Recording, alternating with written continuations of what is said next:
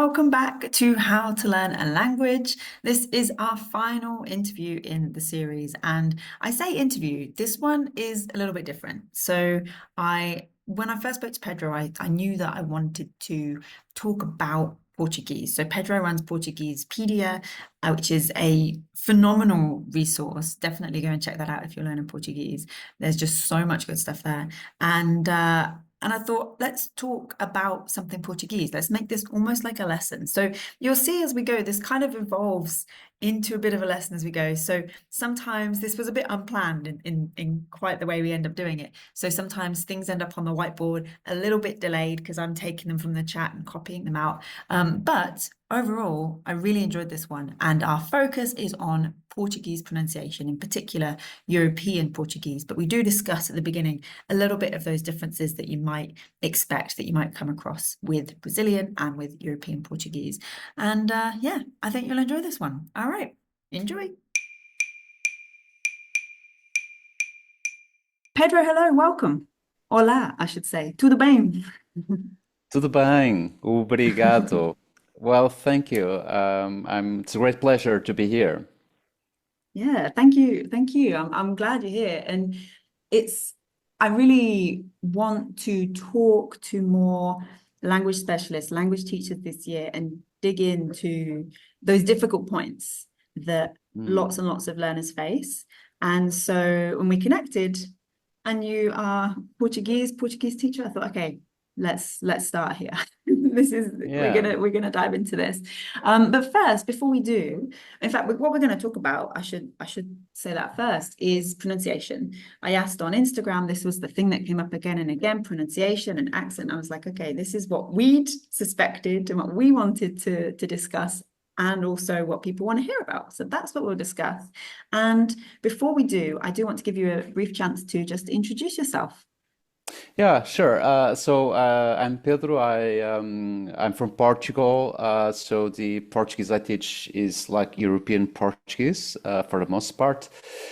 I'm not living in Portugal. I'm living in Sweden. I've been living in Sweden for a long time, and actually, an important part of me getting into language and language teaching because I've learned Swedish from scratch as an adult, and I became interested in language learning back then. And eventually I started to teach Portuguese here in Sweden, and then, things moved on, and I started blogging first, and now I have like a membership site. It's Portuguesepedia.com, and yeah, there's a lot of different kinds of content for people to practice on European Portuguese. So, in a nutshell, basically that's it. It's so thorough, such a good Mm. resource. When I first went onto the website, I was like, oh, how this is huge. There's just so much good stuff Yeah, there. so much Yeah. work too. It's a lot of Yeah, I'll content, bet. and it's me producing all content. It's me managing the platform. There's a lot of time going into. There's a learning curve when it comes to, building a website, how to marketing a website, how to, all those things. So it's been a fascinating journey, but a lot of work. Yeah. Mm, mm. Mm. And you mentioned as well that what you teach, obviously being from Portugal, is European Portuguese. And this is perhaps an interesting start point in terms of pronunciation, because something that I notice a lot more with Portuguese than any other language is the divide and the distinction that's made as a learner between Brazilian Portuguese and European Portuguese. I just don't see it to that same extent with other languages. With Spanish, you might get Spanish from, European Spanish and then Latin American Spanish, which is obviously in itself a vast mix of accents and dialects and all sorts of ways of speaking, but it just gets put as Latin American. And Right. so I wonder, in terms of what we're going to talk about today, pronunciation with Brazilian and with European, is there a massive distinction? Yeah, yeah, it is. And I think pronunciation plays a key part in that Mm, distinction, that divide.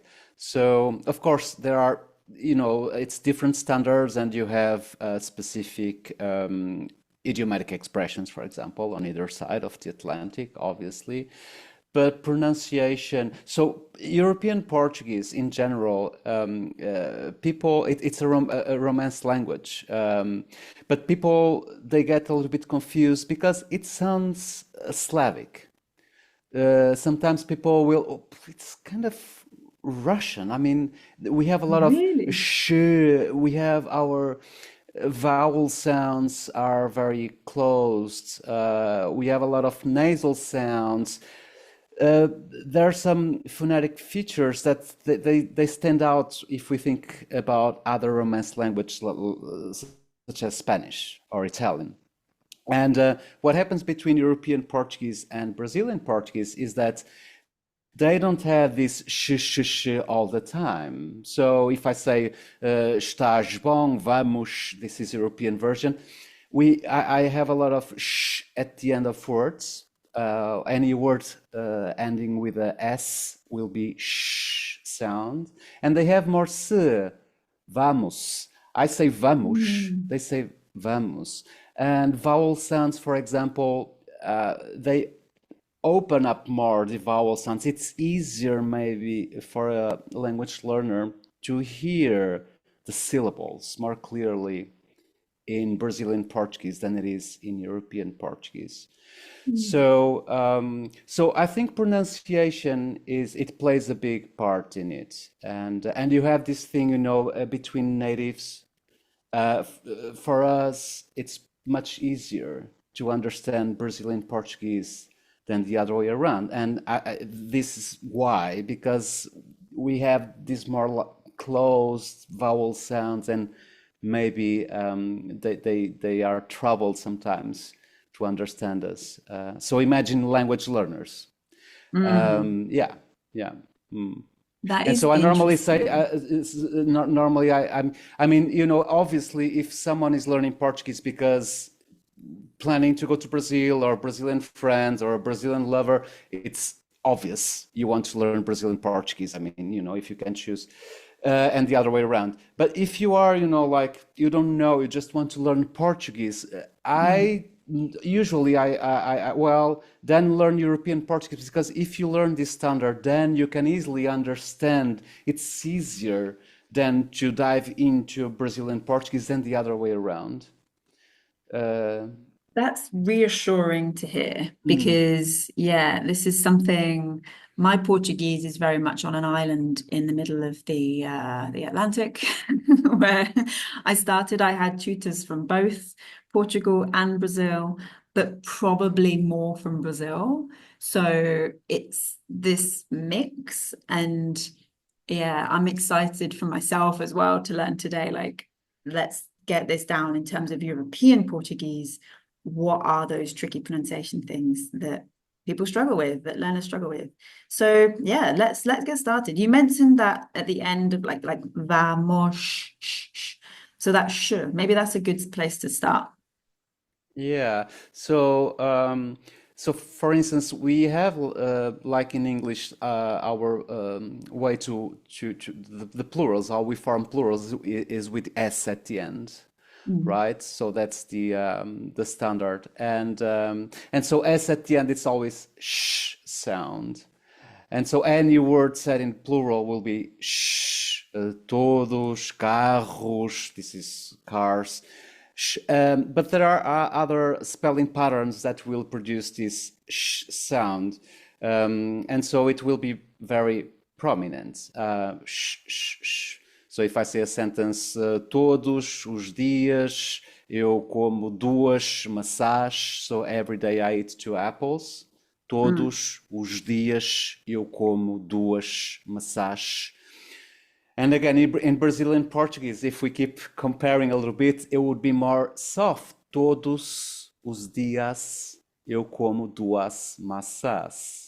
And Mm. you are Mm. you are also now hearing the vowel sounds more close in European. Todos os dias eu como duas maçãs. Todos os dias eu como duas maçãs.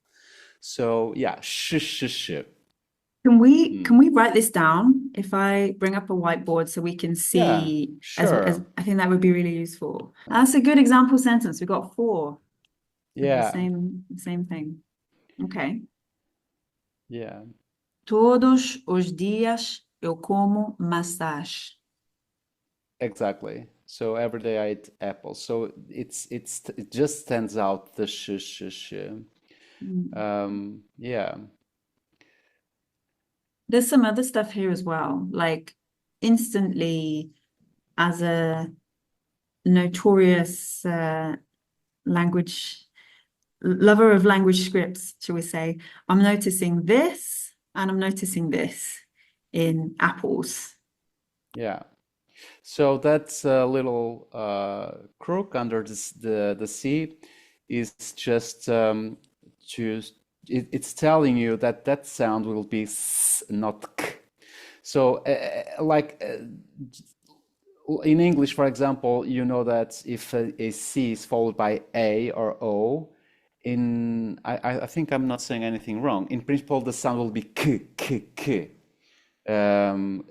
Come here, come, right? Yeah, But if it is catch. followed Yeah. by E or I, it will be and that Mm. pattern it holds for Portuguese and for many other languages. And that's little thing under the sea is just it's called a cedilla. It's just telling you that though it is followed by a, the sound will be s, not k. So it's not macash, but it's massage. Okay. Mhm. So it only makes sense to have that cedilla when C is followed by A or O or U. When C it's supposed to sound k, k, k, k. Then, sometimes you want it to sound like S, and then you have to put that little cedilla under, okay? And yeah, and this is like its heritage from the Moors, that they were in Portugal for a long time, and it comes from there. Um, then you also underline the A with a tilde. I think you meant that. Mm. And that tilde, it's doing two things there. It's marking the stress. So the stress is on the last syllable. And it's also telling you that we'll have a nasal vowel sound. Okay? My favorite So thing about Portuguese. maçãs, ãs, yeah. And that's another phonetic trait of Portuguese. European and Brazilian. Here, there's no big distinction. Maybe they even mark more the nasal sounds. There's a lot of nasal sounds, and there's like consonant nasal sounds, vowel nasal sounds. Then there are nasal diphthongs, like all the oing. If you want, we can dive into that too. Mm. But nasal sounds it's big. Yeah, Yeah, I do. yeah. I do love the nasals. That is one of my favorites. I always end up kind of doing this with my hand, curving around in my nose to remind me Yeah, that bring it up here. yeah, yeah, yeah, yeah. So which letters get a nasal or Okay, could get a nasal? right. So, for example, any word finishing with M, as in tudo bem, right? Okay. So So that's M, but only when it's at the end. at the end. At the end. Right. So for example, where we've got eu como, So como, it's the no, normal the M sound people are used to, right? M, cool. m. We close our lips and then m. But in exactly in tudo bem, right? In Mm, tudo bem, as I'm seeing now on the screen, yeah. that's M is at the end, right? And do you want me to wait while you are coloring the M? No, it's all No? good. You don't I need to just wait for keep me to talking, color yeah. the M. Keep Okay, all going. right. Yeah. So yeah, so in that little phrase to the bang M at the end, then we don't want to say the M sound. It's not to the bem like people will say at the beginning. It's more to the bang, and this is a nasal sound. So my lips, they are not closing. Look, to the bang. My mouth is open. It's just a nasal sound. So the airflow comes through your nose, or partially at least. And that's the case for any word ending with M. Yeah. Okay. And then, of course, we have all those vowel nasal sounds. For example, this word então. This is a so, então. Okay. That's N followed by T. Well, in English, we have the ENG, right? Ing. It's very similar. It's also a nasal sound. It's a vowel nasal sound. So it's a ang, Mm. right? Ang. Ang. And then we have, so that's the first part, the first syllable. That's a nasal sound there, ang. And then we have the second syllable, ang. This is a diphthong. A diphthong, of course, for your listeners that can't remember what a diphthong is basically is like a two vowel sounds from one sound to the other. So if we have a non-nasal diphthong, like Rachel, the name Rachel, we say the sound a. We go from a to a. But in this case, so that's a diphthong. But in this case, it's nasal. Então. Yeah. It barely gets to the mouth with that Yeah, O. yeah. The first A ain't this is normal, but then it shifts to nasal.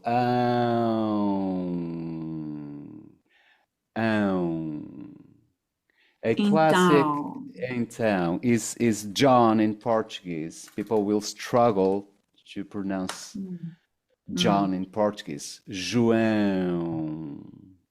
João. Yeah, João. João. So if you say, for example, lemon, it will be Limão. limão. Limão. Limão. Limão. Yeah. I'm gonna add Yeah. that And so one. people need to drill a little bit these nasal sounds. Yeah, it helps, you it's a little bit nerdy, but it really helps if you take some time to drill um, even just hold it there. If you pinch your nose, Feel the if you vibration? if you are doing it right, and then you pinch your nose, you will know it because you can't go. Yeah, exactly. Yeah, Oh, that's a yeah, good tip. That's a yeah. good tip. Hmm. Hmm. And so Yeah, does every I mean, vowel. pronunciation, people sometimes forget, but pronunciation is a physical phenomena, right? It's physical. Like we have our vocal tract, we have our vocal cords, we have our tongue, our palate, our teeth, our lips, and all happens here in this part, and it's all physical, our nose. And so it's good that people connect with the physicality of pronunciation and pay more attention. I mean, people that want, I think pronunciation is it's big when it comes to language learning. This is my opinion. It will just open up. It will make things much easier on the medium term and long run.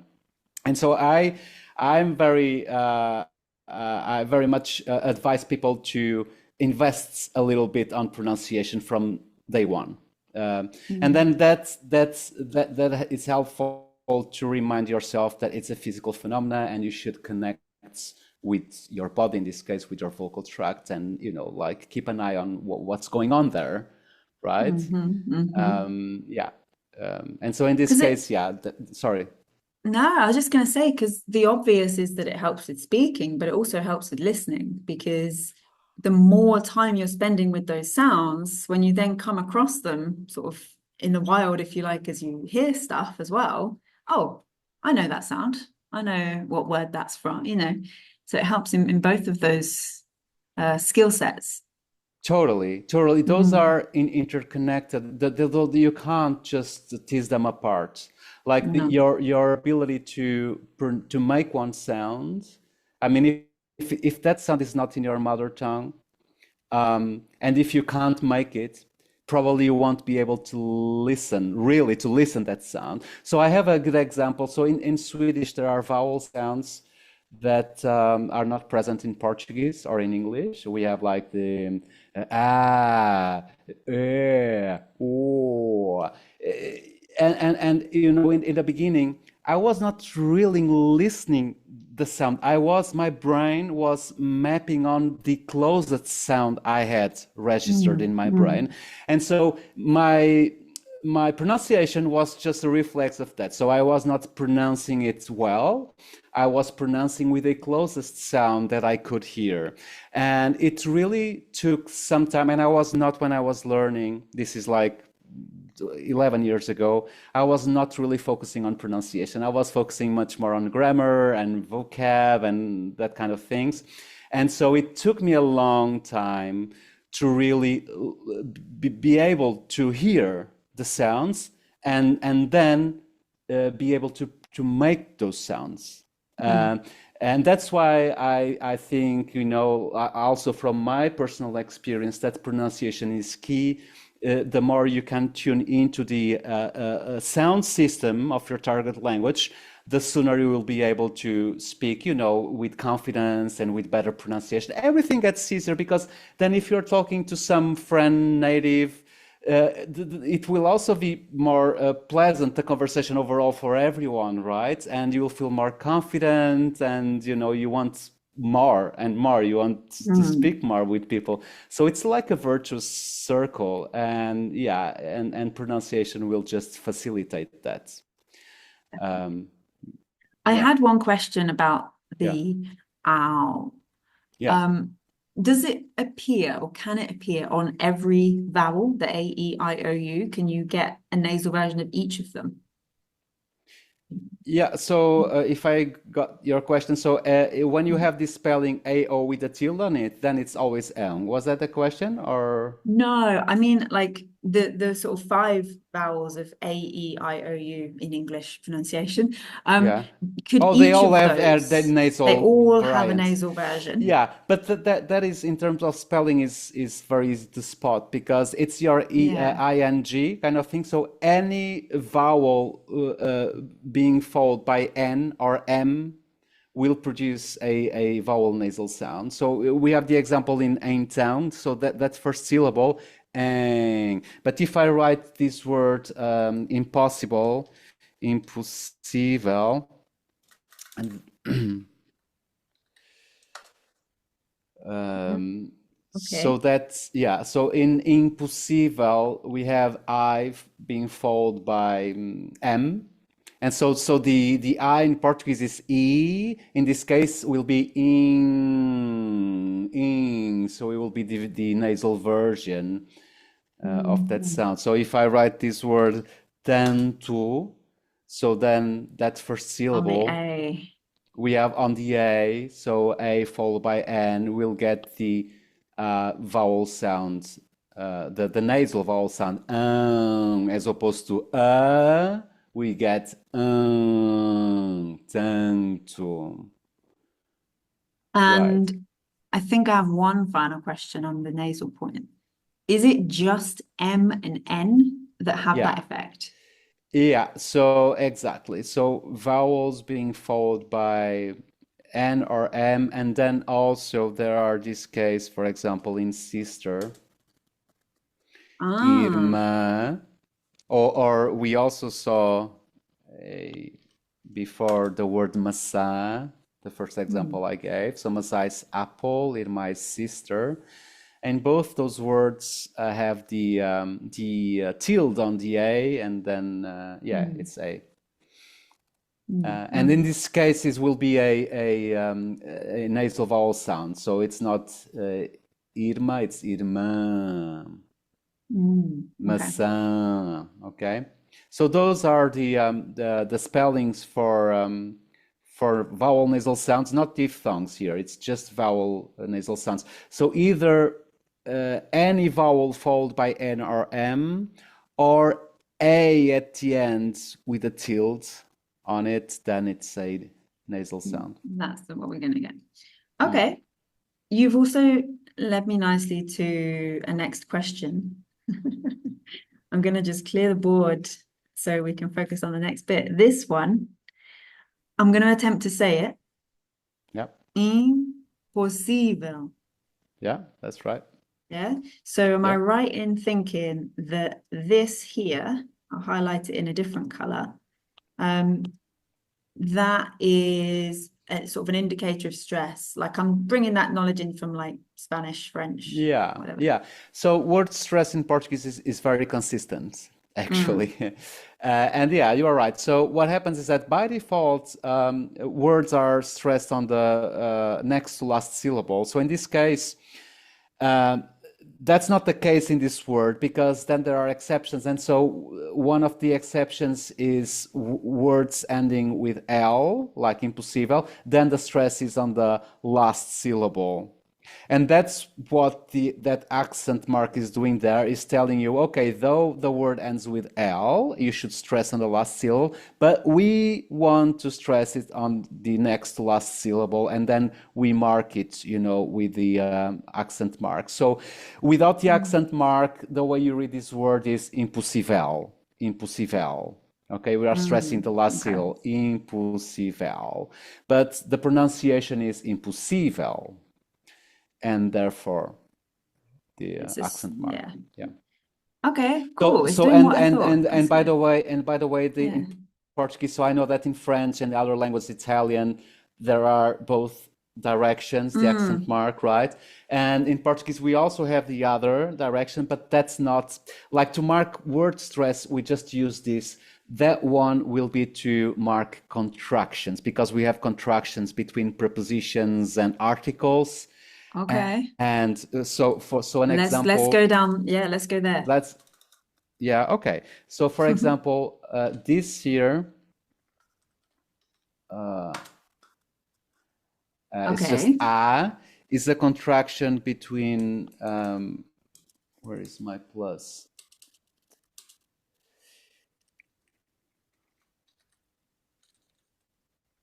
So it's marking a contraction between as a preposition and as an article. So I'm giving an example of this phrase vou à feira.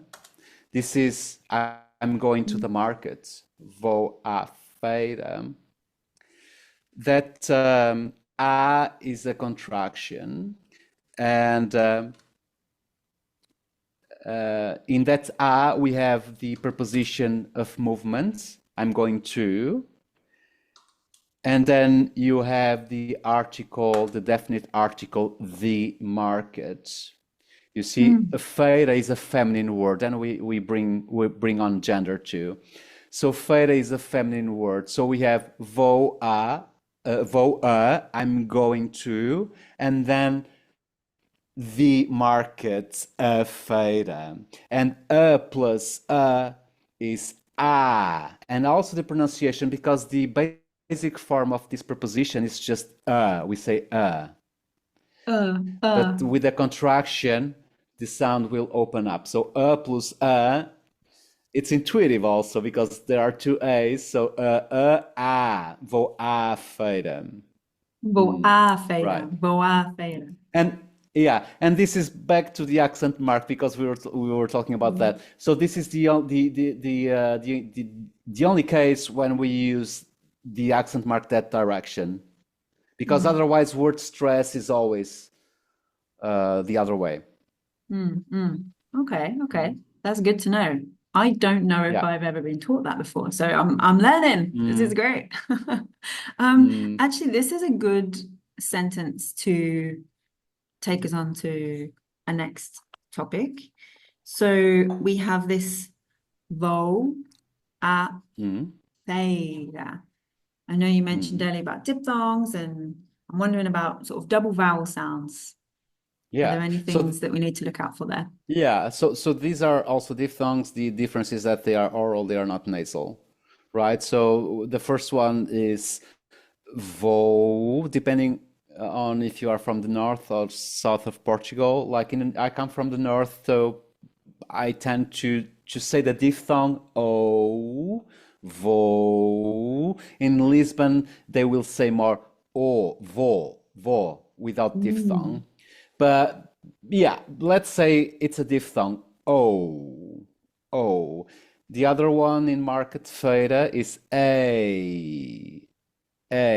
But again, the difference comparing to the we saw before is that these are just normal, non-nasal, just Mm. oral Mm. diphthongs. And so if you see They're two not too bad. vowels together, then chances are it will be a diphthong. Mm. Yeah. Mm. Cool. All right. Hey. Okay.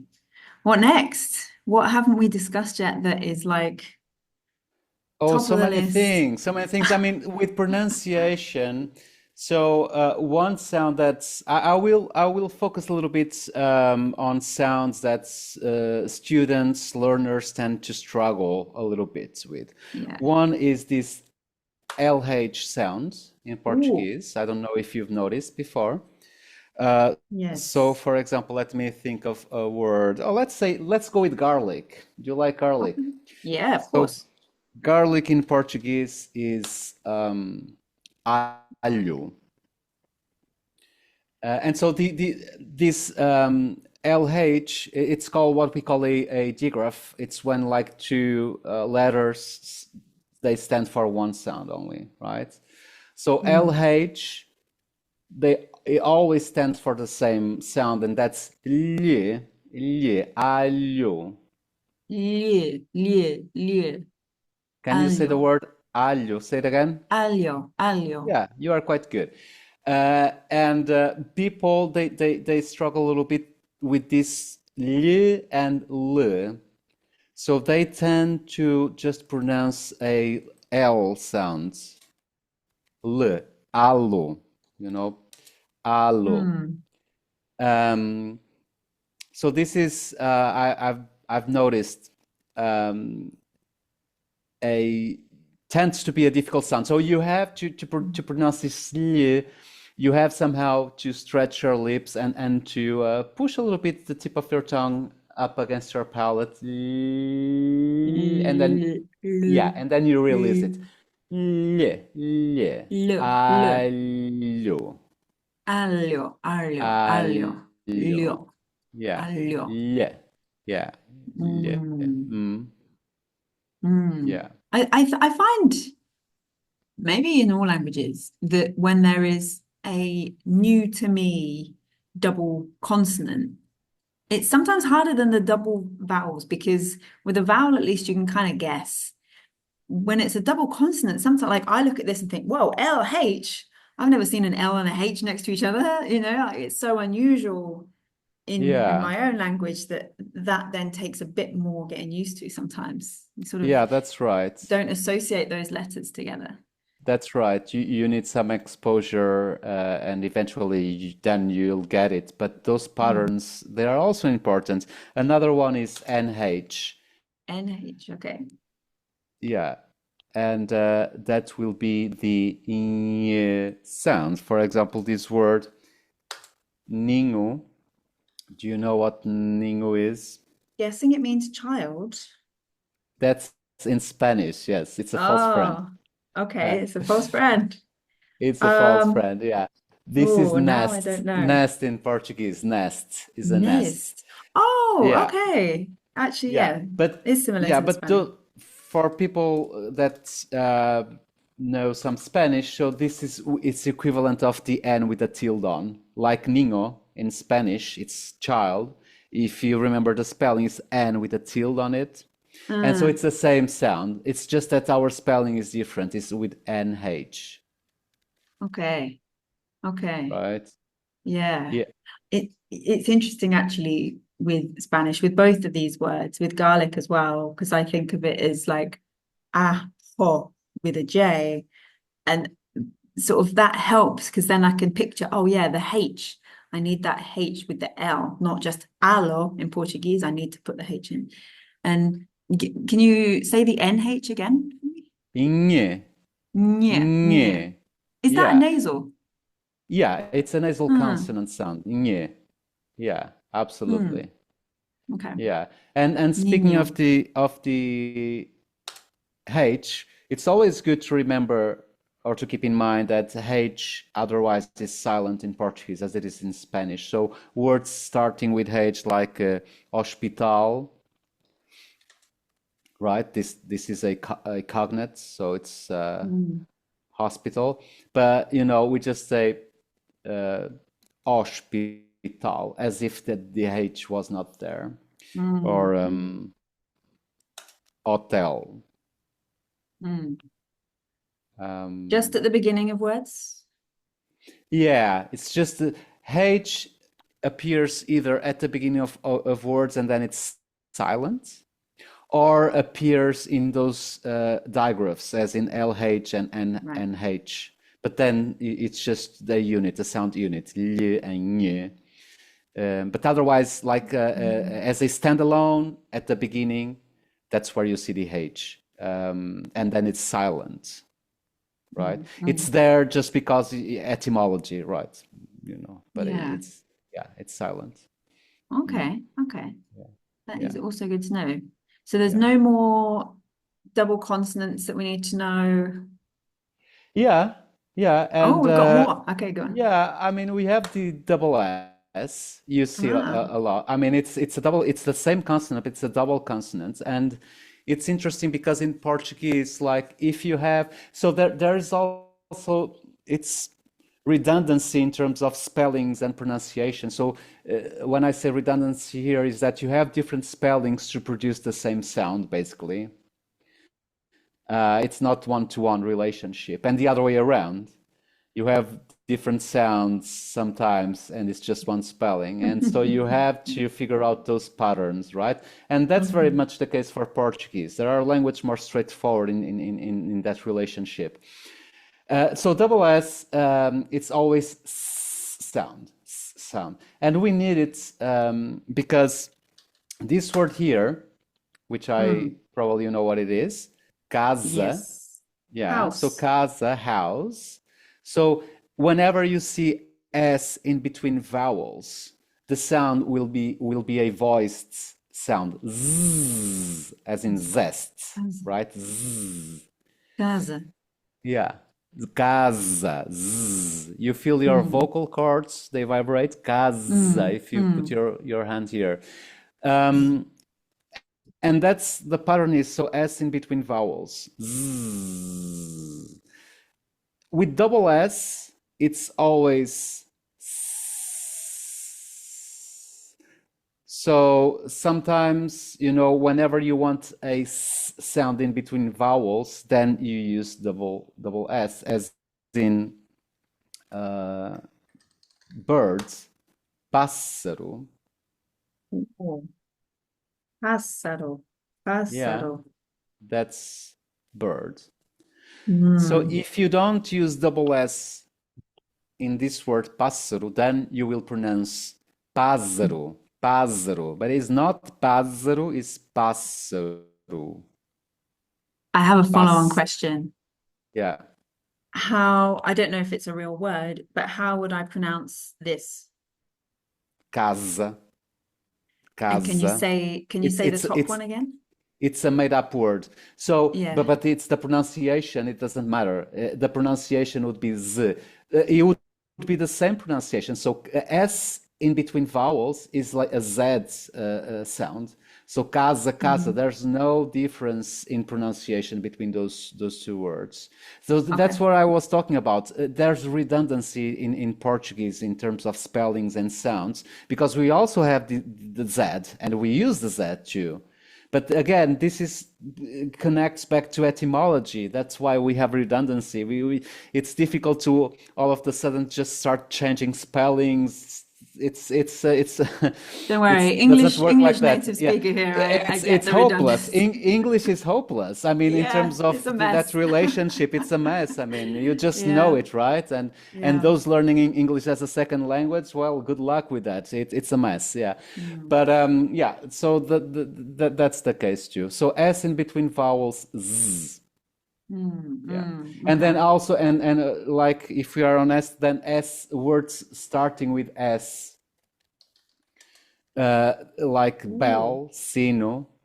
okay. So S at the beginning will be S also.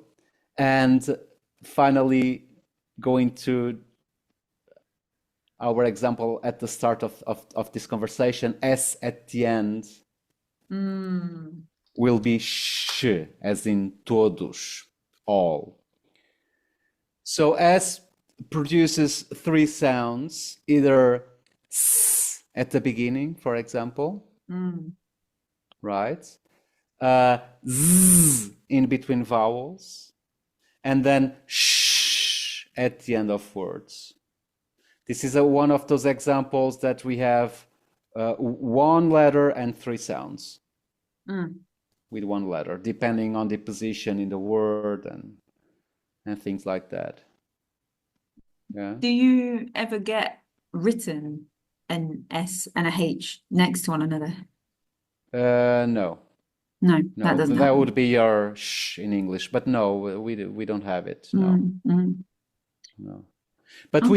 But we have like now that you said that we are talking about digraphs, two letters. That's our Mm. thread here, and we have this one, Okay. which is our sh. I mean, in English, sh in Ah. Portuguese is ch, which always stands for the same sound. Let me think of an example. This is a verb, achar, to think.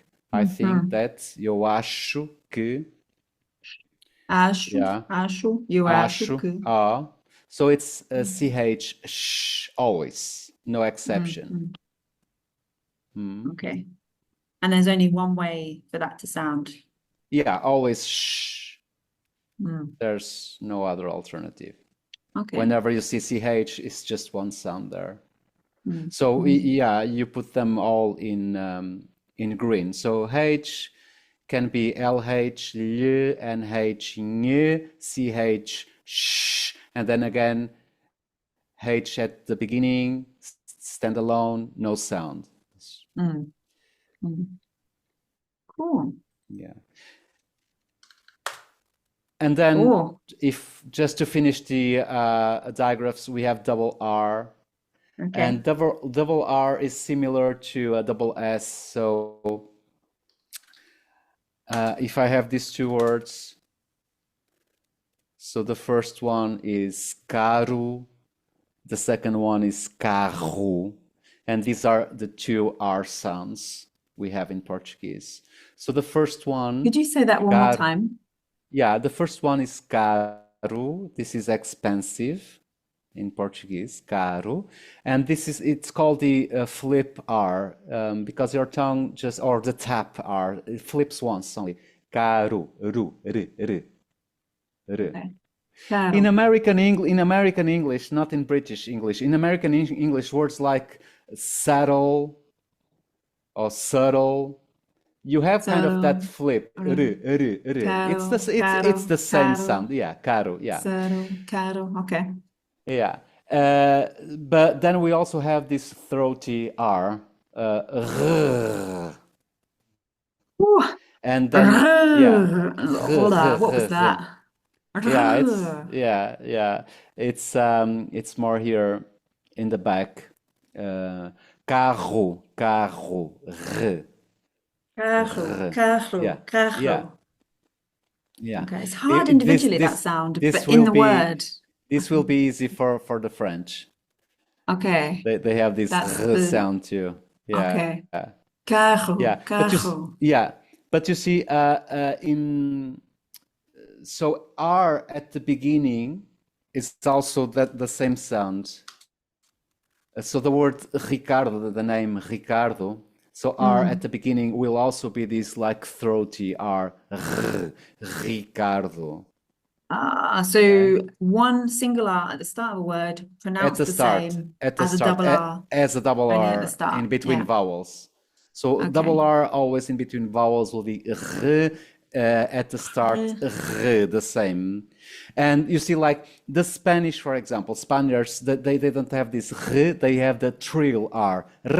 Ricardo, Ricardo. We don't have the trill. We either have like a single flip, the tap R, as in caro, expensive, or the second R in Ricardo, Ricardo.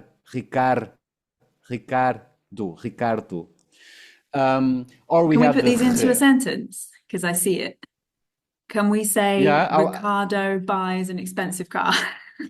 yes.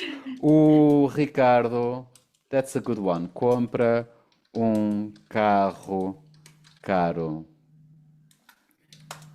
Aha, okay. I'm gonna give it a go. Let's Yeah. put it here. Stretch my little box. There's a lot Oops. of R's here. Yeah. That's a Hang very good on. example. All right, let's see. Okay, so I want to highlight everything before we begin, so I know what to look out for. Never mind, that's not going to work. Okay. O Ricardo compra carro caro. Is exactly. So you see you have o Ricardo, so and then Ricardo, Can you and say that then again with the O? o Ricardo Okay, it flows. Okay. compra, compra, tap R in compra, Compra. compra carro caro. Mhm. Okay. Exactly. They're the same. Those are the And same. this one, and this one. Right. Cool. So o Ricardo compra carro caro. O Ricardo compra carro caro. Yeah.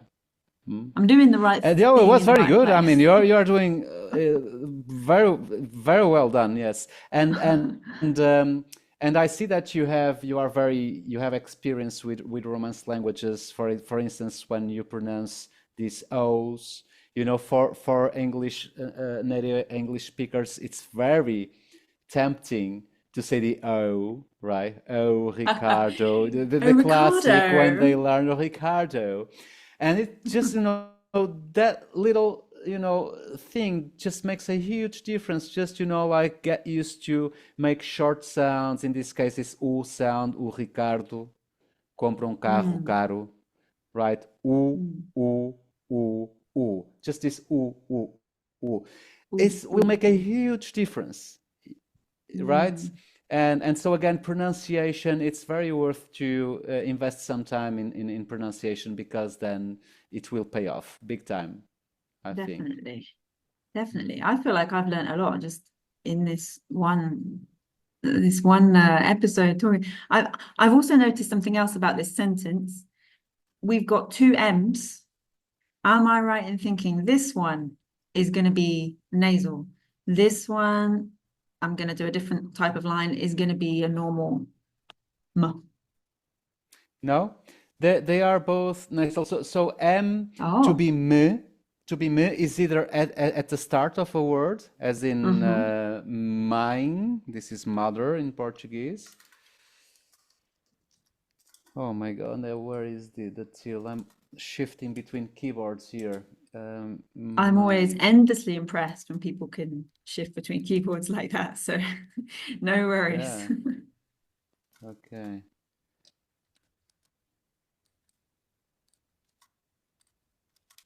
Uh, mm. Well, let's go to with another example, meu. Mm. So M at the start, so meu is my or mine. So either at the start me, or Mhm. in between vowels, as in amanhã. So Uh-huh. amanhã is tomorrow. You see, ama. Mm-hmm. And then you have the normal m sound, right? And But also then in that word, we've got a lot going on because we've got an NH which is and also the then nasal sound. also nasal, then we've got the A, Yeah, also nasal. it's a quite a nasal word. All up here. Amanhã. Amanhã. Yeah, yeah. Armenian. Mm. Armenian. Okay. And the other M that you pointed out before is like M, compra. That M Mm. is followed by a consonant. Whenever M is being followed by a consonant, it will be a ing kind of sound. Compra. So that OM, it will be a nasal vowel sound. On, Um, compra, on. okay. And the same for and Okay. M at the end, as we saw before. Okay. Okay. When would we see M not being nasal? M, regardless of if it is m is a nasal sound, but Mm. it's a different nasal sound. M, you close your lips, and then you just release it, as in meu, mamá, amanhã, But this is a nasal sound. But Mm. but the other M's, this is a consonant nasal sound, The others are considered a vowel nasal sounds, en, in, Right. on, un. Any Yeah. vowel followed by M, and then the M is followed by a T, or by a consonant, sorry, or M at the end, then it will Mm. be vowel nasal sounds. Yeah, Cool. Cool. yeah, it's a lot of information here. I mean, this is This great. is Like, dance. This is you dance. don't know how many times I'm going to rewatch this for myself. So I'm sure this will be really useful for loads of people watching this as well, because yeah, there's just so much. I mean, we could go on for hours, like really getting Yeah. in, but is there anything else major that we've missed that we need to cover before we wrap up? I mean, I think we pretty much covered important sounds. So we covered the all the nasal sounds and diphthongs, the the nye. Yeah. I should say that I would like maybe just give as an advice for European Portuguese pronunciation. Just try to. We haven't talked about word stress. Word stress is important. I don't know if you want to talk a little bit, but try to understand the word stress patterns of European Portuguese, and just keep in mind that we, for the most part, our vowel sounds are closed. Like in Spanish, they have only 5 vowel sounds, and all vowels are very clear and loud. Mm. And in Portuguese, it doesn't work that way. We have many more vowel sounds, and they tend to be always on the close side of things. We only open our vowel sounds on stressed syllables. That's why it's important to understand word stress patterns in Portuguese, because that's when you have open vowel sounds. For the rest, you want to close more with a kind of closed mouth position. You want to be very Mm. relaxed in your jaw, and so I think it's very important to keep that in mind if you want to get good at European Portuguese pronunciation. You'll have to say a lot of this sounds relaxed jaw. Ah. E, O, E, U, and not so much A, E, I, O, U. Those are the Spanish A, E, I, O, U, Ah. right? There won't be so much A, E, I, O, U in Portuguese. There will be a lot of I, A, okay?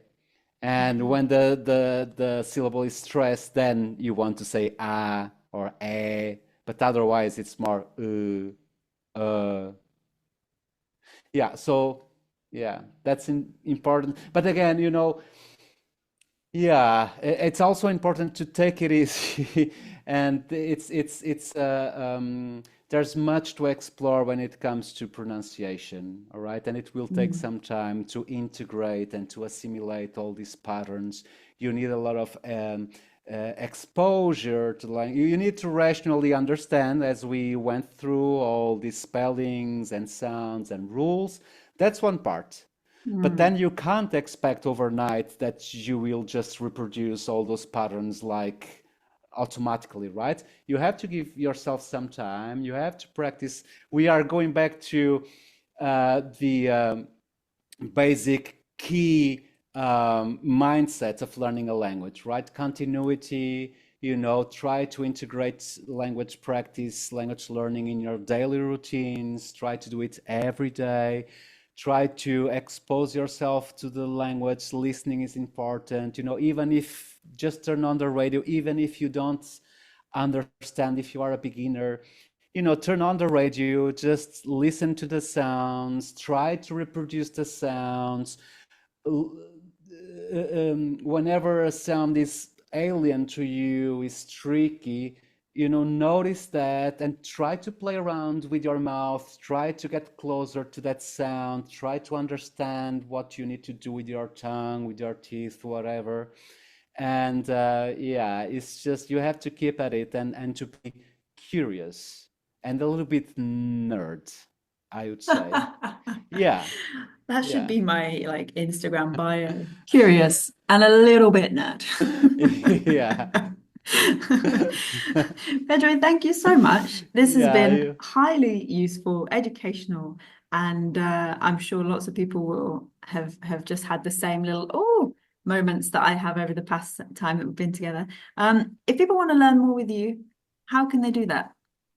well, they definitely should visit my website, my platform, and that's Portuguesepedia.com. And then I have a YouTube channel. I'm on Instagram, and again, you just search Portuguesepedia, and you will find me. So Brilliant. And as I said at the start, it's a wonderfully huge resource that you've created. So, yeah, go check it out. Thank you yeah. very much. Well, thank you so much, and thank you for having me on. It was a pleasure. No problem. Muito obrigada. Nada, obrigado.